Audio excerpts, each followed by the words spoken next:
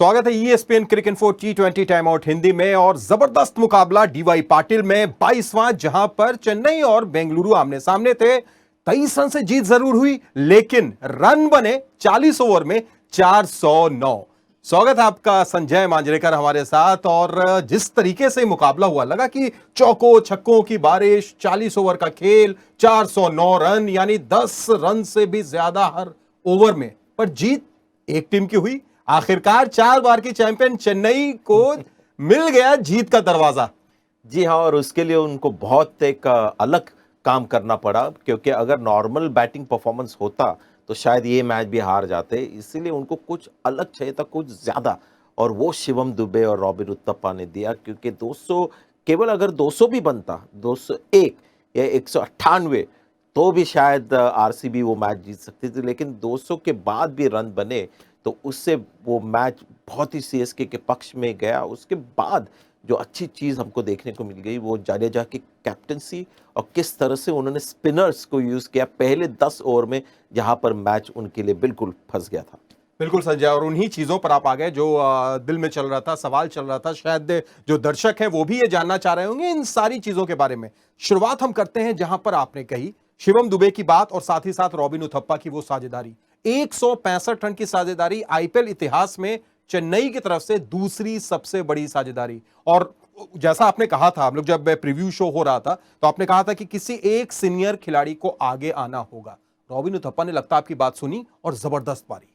जी हाँ, और हमने देखा है रॉबिन उथप्पा को पिछले कई सालों से, कभी कभी ओपन करते, कभी 3 नंबर पे, 4-5 नंबर पे, लेकिन 25-30-40 रन बनाते। और उनका शायद रोल ये है कि जाके अटैक करे। पिछला सीजन तो उन्होंने वैसे खेला, लेकिन आजकल ओपन कर रहे हैं। और जब ऋतुराज गायकवाड़ आउट हो गए, तो शायद कहीं ना कहीं उनको लगा जिम्मेदारी उनके ऊपर है कि टिके रहे वहाँ पर, क्योंकि बल्लेबाजी इतनी डीप नहीं लग रही इस बार, या फॉर्म में नहीं लग रही।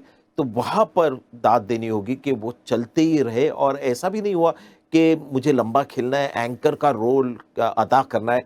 स्ट्राइक रेट कम नहीं हो रहा था उनका, बढ़िया स्ट्राइक रेट से बल्लेबाजी उनकी चल रही थी, और साथ में शिवम दुबे का साथ। तो ये जो शिवम दुबे की इनिंग्स हमने देखी, उनके आईपीएल करियर की ये सबसे सबसे शानदार इनिंग्स होगी। बिल्कुल संजय, एक होता है इंटेंट जिसकी बात हम करते हैं, और वो इंटेंट आज दिखा चेन्नई के बल्लेबाजी में। और जब बॉलिंग की बात आई, तो जैसा आपने शुरू में कहा, क्या कमाल की ये एक स्ट्रेटेजी कहें या फिर मूव कहें कि ड्यू को देखते हुए अपने स्पिनर्स को आपने शुरू में लिया है। थिक्सना हो, मोइन अली हो, और किस तरीके से इन्होंने शिकंजा कसा। पहले 10 ओवर में 6 ओवर स्पिन के रहे।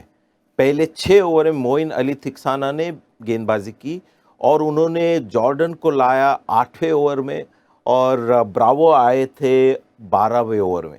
तो ये बिल्कुल अलग रणनीति। और क्योंकि ड्यू इतना ज़्यादा नहीं आया, तो उन्होंने सोचा कि जब तक ड्यू नहीं है, हमारे स्पिनर्स उस पिच के ऊपर बॉल करते रहे। और क्योंकि ये यूज पिच था, ड्यू नहीं आया, आपने देखा मोइन अली को काफ़ी टर्न मिल रहा था। लेकिन आज जो अजंता मेंडिस के मोल्ड में जो बॉलर है थिक्साना, उन्होंने कमाल करके दिखाया। और जिस तरह से स्टंप में अटैक हुआ बार बार, जाडेजा की तरफ से भी और थिक्साना की तरफ से भी, ये एक लेसन है बाकी बॉलर्स को कि अगर बहुत खतरनाक बल्लेबाज हो, बड़े बड़े शॉट मारने वाले, तो सीधा स्टंप पे रखो, तो उसमें आपको थोड़ा सा बचने का मौका है।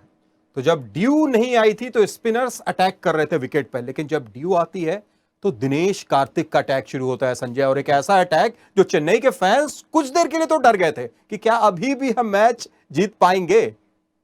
देखिए, इसमें पहले एक तो दाद देनी होगी आरसीबी के प्लानिंग की, क्योंकि दिनेश कार्तिक फॉर्म में है, सीनियर है। 4 विकेट बहुत जल्दी उनके गिर गए थे, उसके बावजूद उन्होंने शाहबाज अहमद को भेजा और सुयश प्रभुदेसाई को उनके पहले बल्लेबाजी के लिए भेजा, और उनको पीछे ही रखा, ताकि अंत में एक चांस बन सकता है कि उसी तरह जिस तरह से अभी तक खेलते आए, कैमियो इनिंग्स। और क्या लाजवाब बल्लेबाजी की, इतनी बड़ी इनिंग्स नहीं थी, लेकिन उसी क्वालिटी की थी जिस तरह की हमने उथप्पा और शिवम दुबे के बल्ले से देखी। तो आज का दिन मुझे लगता है कि T20 बैटिंग जो एंजॉय करता है, उनके लिए बहुत ही एक खास दिन था, क्योंकि दिनेश कार्तिक ने कुछ करिश्मा करके दिखाया, यंग सुयश प्रभुदेसाई ने भी बहुत अच्छी बल्लेबाजी की, और शिवम दुबे और रॉबिन उथप्पा। संजय, जैसा आपने कहा यंग खिलाड़ियों की आपने बात की और अनकैप्ड खिलाड़ियों के तरफ अगर हम देखें खासतौर से इस सीजन में, चाहे सुयश प्रभुदेसाई ने आज बल्लेबाजी की हो, शाहबाज अहमद ने आज भी की और पिछले मैच में भी अच्छी पारी खेली थी, आप तिलक वर्मा की तरफ चले जाएं, आप दूसरे भी अनकैप्ड बदोनी की तरफ आप चले जाएं, मैं आपसे यह जानना चाहूंगा संजय कि आखिर क्या है इस बार कि इन अनकैप्ड खिलाड़ियों के ऊपर में किसी तरीके का कोई डर दबाव नहीं है और आत्मविश्वास से लबरेज हैं आईपीएल के सबसे बड़े मंच पर भी? देखिए, जब आईपीएल ने निर्णय लिया कि हम 10 टीमें बनाएंगे, तो मुझे एक वरी थी कि शायद क्वालिटी डाइल्यूट हो जाए, क्योंकि फिर आप किसी भी टीम में आप देखेंगे कि 70 इंडियन खिलाड़ी होंगे और 40 फॉरेन प्लेयर। 70 इंडियन खिलाड़ी बहुत ज़्यादा होते हैं, लेकिन ये दर्शाता है कि इस कंट्री में, क्योंकि टी20 इतना पॉपुलर हो गया कि टी20 के स्किल वाले बल्लेबाज काफ़ी हमको देखने को मिल गए। सुयश प्रभुदेसाई ने जिस तरह से बल्लेबाजी की, बिल्कुल टी20 बैटिंग थी, उन्होंने एक स्विच हिट भी मारा, एक दिल स्कूप था, नॉर्मल शॉट्स भी थे, छक्के मारने की काबिलियत है फास्ट बॉलर्स के खिलाफ। तो ये दर्शाता है कि जो बाकी भी हम खिलाड़ी देख रहे हैं, यंग खिलाड़ी आ रहे हैं, कि टैलेंट बहुत ज़्यादा है। और इसके बाद मुझे लगता है जैसे जैसे टी20 क्रिकेट और एस्टैब्लिश होगा, ये टैलेंट बढ़ते ही जाएगा, क्योंकि किसको नहीं आईपीएल खेलना है। तो कोई भी बच्चा अभी भी देख रहा है, वो टी20 स्किल्स अपनाएगा। और ये जो मुझे लग रहा है कि 10 टीम की वजह से क्वालिटी कम हो जाएगी, नहीं, अभी युवा जो खिलाड़ी आ रहे हैं वो उनके पास टी20 स्किल्स भी है और साथ में भी काफ़ी यंग प्लेयर्स है, इसलिए शायद प्रेशर भी कम फील करते होंगे। बिल्कुल संजय। संजय, अब अगर बात हम करें क्या खोया क्या पाया, चेन्नई की जीत हुई, सबसे इंपॉर्टेंट, टीम आगे बढ़ेगी अब एक नई प्लानिंग के साथ। दूसरी तरफ आरसीबी हारी जरूर है, लेकिन जैसी उन्होंने लड़ाई लड़ी, क्या आप मानेंगे कि अभी भी आरसीबी ने इस मैच से भी कुछ पॉजिटिव्स लेकर ही आगे बढ़ी? सबसे बड़ा पॉजिटिव है हेजलवुड टीम में, और जब भी वो गेंदबाजी कर रहे थे, शिवम दुबे भी उन पे ज़्यादा हावी नहीं हो पाए। एक फुल लेंथ बॉल को उन्होंने छक्का मारा, लेकिन इससे उनके बॉलिंग में थोड़ा सा और उनका स्तर ऊपर हो जाएगा। हर्षल पटेल जब आएंगे तो और भी उसमें मज़ा आएगा। अगर स्पिन देखो तो ग्लेन मैक्सवेल ने थोड़ी बहुत गेंदबाजी की है, मार उनको ज़रूर पड़ी, लेकिन वो ज़्यादा से ज़्यादा गेंदबाजी करेंगे और स्पिन अगर पिच में हो तो वो उनके लिए फ़ायदा होगा। वनिंदु के लिए शायद मुझे लगता है कि एक लेसन आज मिल गया कि अगर मार पड़ रही है या कोई अच्छा उनकी तरफ खेल रहा है तो बहुत ज़्यादा बचने की कोशिश कर रहे थे यहाँ वहाँ डाल के। तो ये थोड़ा सा मुझे लगता है लर्निंग कर्व है, लेकिन टीम का सबसे इम्प्रेसिव जो मुझे लगता है उनकी जो क्वालिटी है वो है प्लानिंग। जिस तरह से उन्होंने दिनेश कार्तिक का यूज़ किया और किस तरह से यंगर प्लेयर्स को ऊपर भेज रहे हैं। विराट कोहली को लेकिन अभी तो कहते हैं ना, should come to the party, तो और भी मज़ा आ जाएगा। बिल्कुल। और आपने प्लानिंग की बात की, प्लानिंग हमने देखी रविंद्र जडेजा की गेंदबाजी में भी, उस पर जरूर आपसे हम जानना चाहेंगे। मैक्सवेल द बिग शो, लेकिन यहां पर बिग शो जारी रहा जाडेजा का। 7वीं बार 13 पारी में मैक्सवेल को पवेलियन का रास्ता दिखाया है। इस मैचअप को कैसे देखते हैं आप? देखिए, अगर कोई उसमें आपको एनालिसिस टेक्निकल लाना है तो उसमें है, क्योंकि मैक्सवेल अगर आप देखें तो वो ऐसे खिलाड़ी नहीं जो सीधे मारने वाले हैं।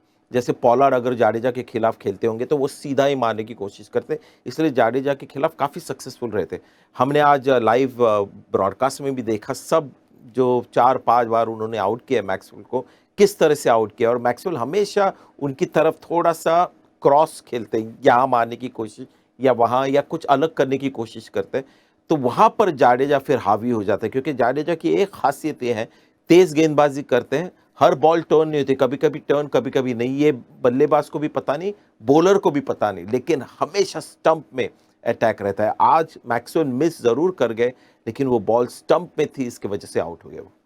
चलिए, बिल्कुल। तो एक और कामयाबी रविंद्र जाडेजा को मैक्सवेल के खिलाफ, एक कामयाबी का सबको इंतजार रहेगा, वो ये कि जब मुंबई इंडियंस यानी 5 बार की चैंपियन पंजाब से भिड़ेगी तो क्या उन्हें भी जीत का दरवाजा नजर आता है या नहीं, हम उस पर भी नजर रखेंगे। संजय उस वक्त भी हमारे साथ मौजूद होंगे। आज के लिए बहुत बहुत शुक्रिया संजय आपका जुड़ने के लिए और तमाम बातचीत के लिए। Thank you. तो ESPN cricinfo T20 time out Hindi में इतना ही, फिर होगी आपसे मुलाकात। दीजिए इजाजत, बाय बाय।